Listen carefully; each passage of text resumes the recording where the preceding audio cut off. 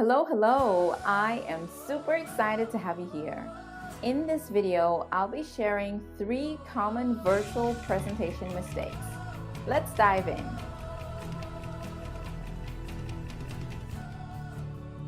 Mistake number 1 can seriously kill your presentation.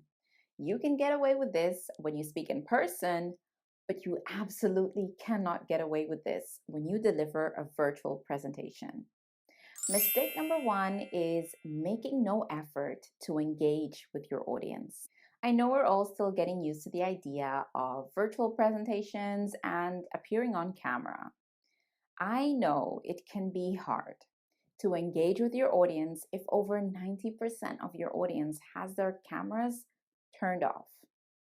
But I also know that if you choose not to make eye contact with your virtual audience, and you don't ask them any questions to make your virtual presentation more interactive, your virtual presentation will feel somewhat incomplete to your audience.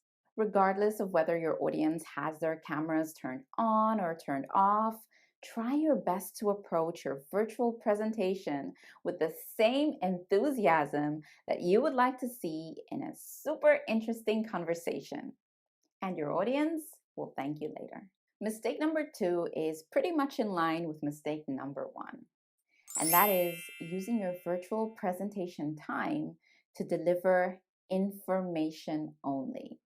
I think we can all agree that now that most of the world is working, studying, or simply hanging around online, there's a little bit too much information out there, meaning it's harder to capture and keep the attention of an online audience.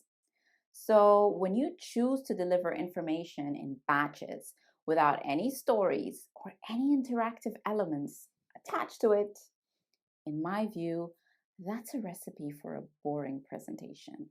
There's nothing wrong with delivering an informative presentation. Just make sure that you mix and you match the information to relevant stories and interactive activities. When you decide to add stories and interactive activities to your virtual presentation, you're in a much stronger position to influence and to inspire your audience, not only to digest your message, but to also take one action step. The third common virtual presentation mistake that I've seen is rushing to close. Don't get me wrong, I get that you probably need to hop off to another meeting. Maybe you have something else that's scheduled after this virtual presentation, or you simply had enough screen time for the day. What if I said, thank you so much for watching, thanks so much for being here, that's all we have time for today? Wouldn't you feel misled or maybe disappointed? Of course you would. And that's exactly how your audience feels whenever you rush to close a virtual presentation. Remember your time. Keep track of time so you can pace yourself accordingly. Because rushing to close can make your audience feel unimportant.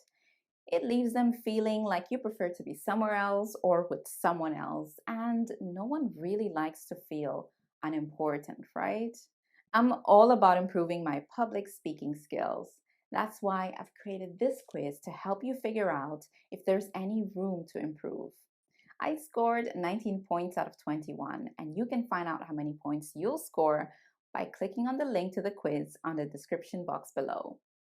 Wherever you are on your public speaking journey right now, I think it's good practice to understand where you are right now and if there's any room to improve your technique. If you like this video, be sure to subscribe, share with a friend, and hit that like button so I can continue making more videos like this just for you.